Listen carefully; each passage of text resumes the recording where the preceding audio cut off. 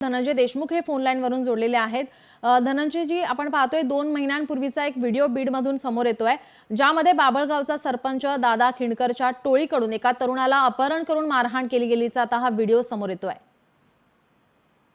त्या संदर्भात मी प्रतिक्रिया अशी देईल, तो 2 महिन्याचा व्हिडिओ नाहीये, 2 वर्षाचा आहे असं मला प्रसार माध्यमातून कळलं आणि त्याची काय नेमकी बाजू आहे त्याचं स्पष्टीकरण थोड्याच वेळात ते दोघेही, ज्याला मारलं तो आणि जो मारतोय तो, हे सर्वजण एक थोड्या वेळात देत आहेत। मग आपल्याला सगळ्याच गोष्टी माहित होतील की हे प्रकरण नेमकं काय आहे। जी, आपण पाहतोय की विरोधक पण वारंवार बोलतात की बीडमध्ये गुन्हेगारी वाढलेली आहे, बीडमध्ये वारंवार टोळक्यांकडून असं अपहरण केलं जातं, मारहाण केली जाते नागरिकांना, सामान्य लोकांना।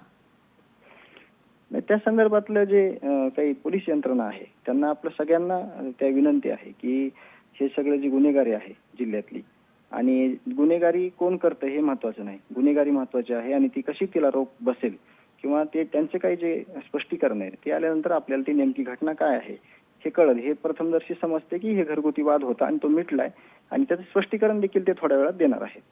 पोलिसांकडून काही कारवाई केली जात नाही किंवा पोलिसांवरती कोणाचा दबाव आहे, पोलीस या प्रकरणी कधी पुढे येताना दिसत नाही, तक्रारी घेताना दिसत नाही, यावर आपण काय म्हणाल? पोलिसांच्या कार्यपद्धतीवर आपण काय म्हणाल?